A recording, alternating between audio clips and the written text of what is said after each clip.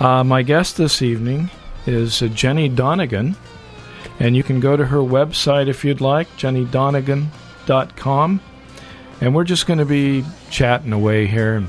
I am an educational technology consultant, and I find solutions in which technology can be the tool that's used, not the end. I don't always. Technology is not supposed to be used as a hammer. It is just one aspect, one tool that we can use. So what I do is I use technology to help people be more efficient, to build technology programs for schools, to build video conferencing networks. Now you were talking websites. to me about a program that you've initiated in Salinas, I guess, with the elderly that are basically in elderly home and it's care actually centers. The pilot program. I want to do it in Salinas, and I have talked with the senior center in Salinas about doing a pilot program locally. The program currently resides in Palo Alto. I see. So, and it provides, and it's a pilot program that I would like to see go across the whole United States, because I believe it is an essential need. And what it does is it provides seniors at a residential care facility, a nursing home, with access to technology and access to the internet.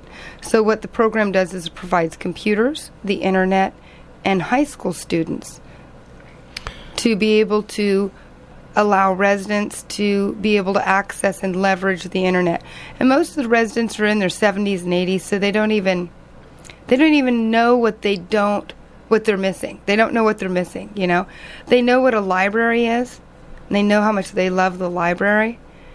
And I try to explain it that this is the library of today. And so we take them and we help them look up YouTube videos of concerts that they may have seen live, you know, and get to revisit that and help them become less isolated. Or they're able to connect with loved ones or family members that they thought they would never speak to again. Tech Heroes is the name of it.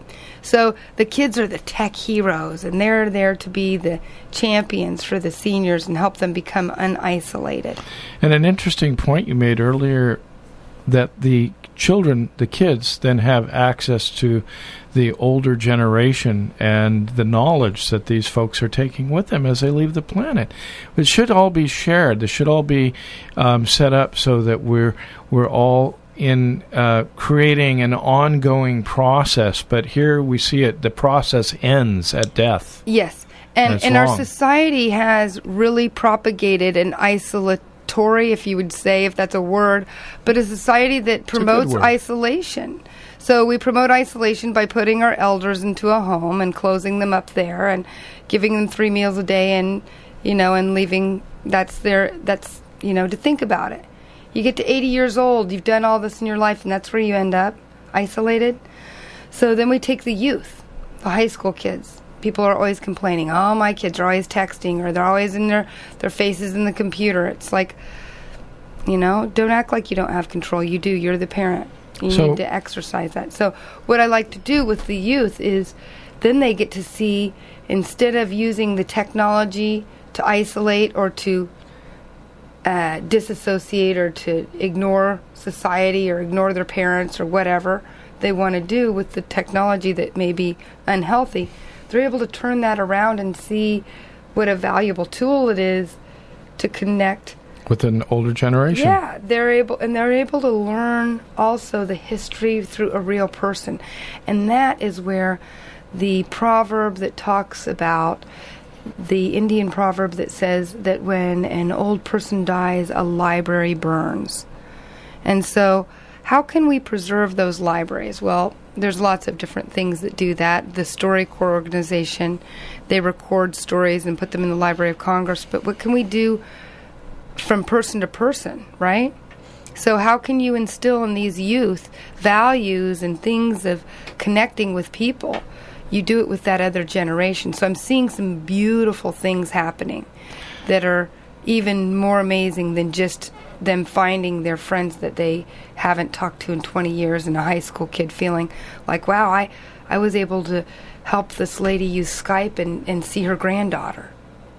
It's more than that. It's actually them sharing those generational stories. And while we were doing that, she told me about how she ran from the Germans during World War II and had to hide in a cellar, and how many friends were taken out and shot. And I had no idea that kind of thing was really going on. Exactly. And that's exactly the type of dialogue that happens in this program.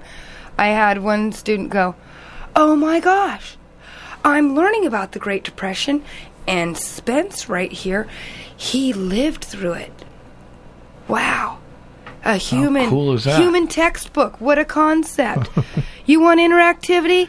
Yeah, interactivity. It's called a human being. Wow. No buttons and no electricity needed. Yes, we can have interactive education. Yes, we can. It's called human beings." And I bet you Spence was able to say, and the government did a lot more than just give the Indians blankets with smallpox on them. Yeah. Exactly, because they've seen that reality. Mm-hmm. So if you want to give us a call, the phone number here at KRxA is 831-899-5792.